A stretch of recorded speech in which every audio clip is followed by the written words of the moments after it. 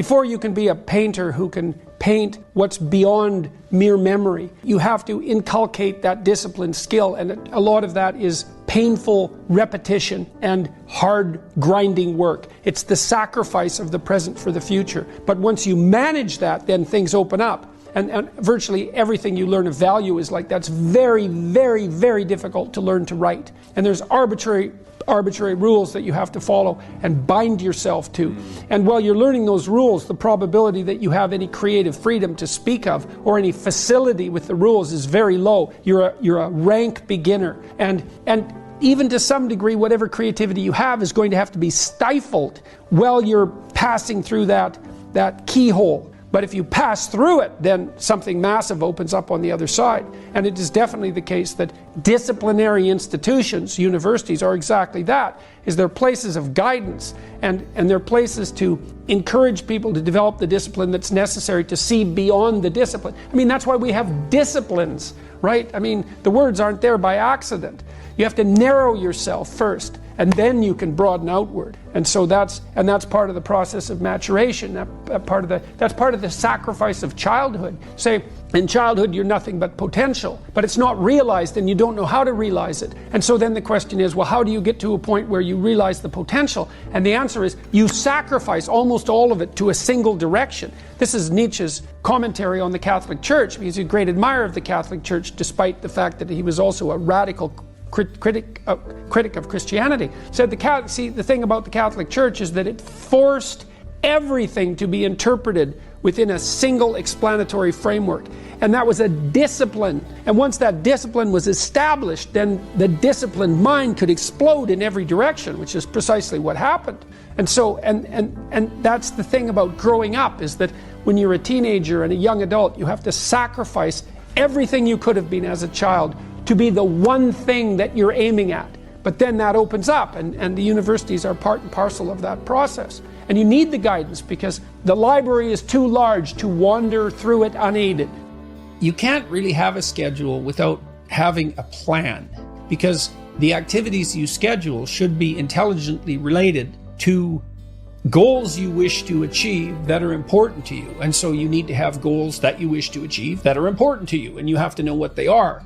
And that's complicated, right? That's like a plan for your life. So it's very difficult. You have to figure out what you want. And then you have to figure out how to decompose what you want into actionable steps, right? And those would be the sorts of things that you could put in a schedule. Now, that would mean that your schedule would hypothetically consist of things that maybe you don't exactly want to do, although that would be good, but at least you understand the importance of doing and are therefore somewhat motivated to do. And then you need to break those steps down into small enough increments that you're highly likely to undertake them. So for example, this is a trivial example. Maybe you have to do a report on a given topic for school, and you're not very good at that. Well, maybe you could go to the library one day and just check out the library. That might be enough. And then maybe you could go to the library and take out a book. And then maybe you could open the book and look through it.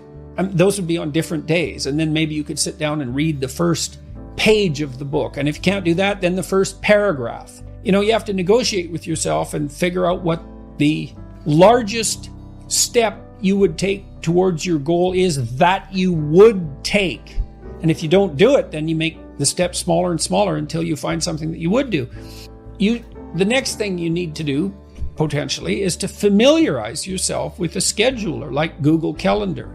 So the first thing to do is open it, and then maybe to figure out how to put in a task and then a repeating task. And might be a pretty simple one to begin with. It's like, well, why don't you list waking up and specify a time, or going to bed and specifying a time, an approximate time anyways, or put in the schedule when you eat. And those are things you do every day. And so that's something you're pretty likely to do. And so that's a success for you. And then you can start by putting in something small. Maybe you need to read, maybe you need to exercise, maybe you need to have a social event with people. Maybe you need to watch TV, a movie, whatever. It doesn't matter what it is. Hopefully it's something you want to do. Put it in the schedule. And you can start by scheduling the things that you would like to do. So you can imagine, well, I like going out to movies. I like going to the mall. I like hanging around with my friends. I like watching TV. I like reading a book. I like listening to music. Well,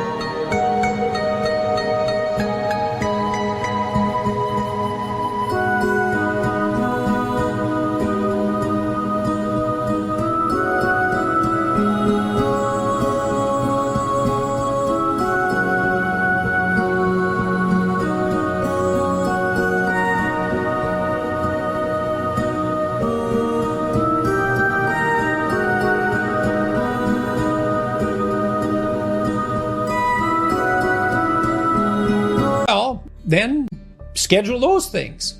And so then you think, well, that means I'm forcing myself to do them. It's not that. It's that now you're allowing yourself time to do them, right? So the schedule becomes a means of you getting what you want instead of an external jailer who punishes you every time you deviate from requirement. So you have to make friends with the schedule, and the schedule has to be your friend, your ally. I shouldn't use that word, but you know what I mean. It should work for you and not against you. You're not generating an external tyrant. You are generating something that you could be held to, and that's be responsible to. And that's not necessarily a bad thing. It can be somewhat burdensome, but it's not necessarily a bad thing. But generally, you should approach it as if this is something that will help you get what you want. It's also a pretty good way of controlling anxiety, because one of the most common sources of anxiety is just not knowing what to do. And people often think about that as boredom. And it is boredom to some degree. It can be, but it can also be very anxiety provoking. It's like, well, what should I do? I don't know what to do. Well, I have to do something. There's all these things I could do, and I don't want to make that decision every hour. So a schedule that you design that you like can be an incredible relief. And one thing we do know is that conscientious people tend to be lower in negative emotion. And it looks like that's a causal consequence, is that orderly people, for example, because they order their environment and make it more predictable, then they're less likely to be anxious, because we're often made anxious by what is unpredictable. When you have a sense that something's up and you fail to act, you almost inevitably pay a much higher price for it at some point deferred into the future. So you have to think that through for yourself and ask yourself if you believe that's true. And if it is true, unless you want more trouble in the future, then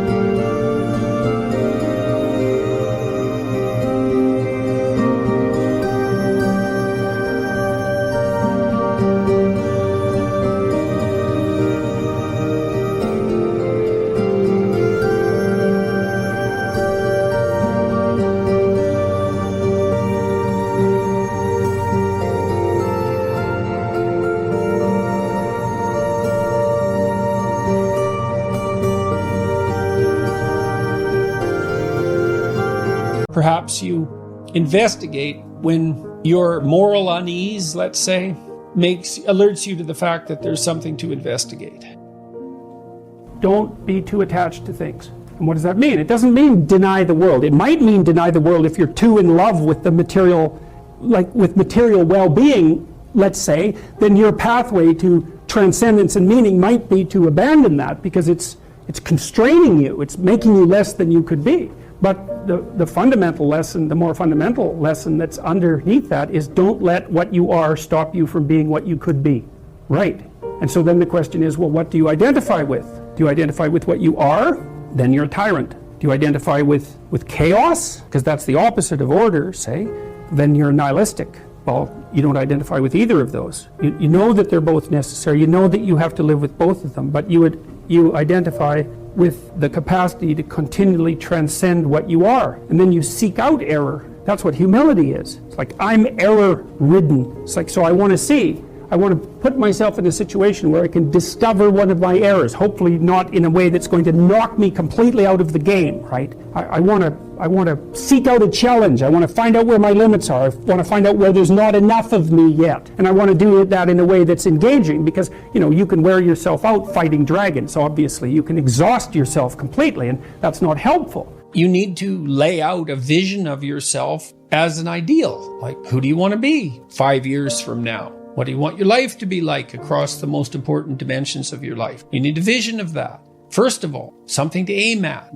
What would you like your family relationships to be like if they were ideal? What would your intimate relationship be like if it was better? What would your job be like or your career? How might you take care of yourself mentally and physically? How do you regulate your proclivity towards harmful temptation? How do you make intelligent use of the time that you have for yourself? How do you continually educate yourself? How do you illuminate yourself philosophically and spiritually? You need a vision for that, a plan, and then you have to decompose that into steps that'll lead you in that direction. That's how you incrementally move towards being a better person. And maybe as you do that, you have to revise your ideal version of yourself because of something you learned, but that's okay. That's part and parcel of the process because you're not going to specify the ideal with 100% accuracy the first time you specify it.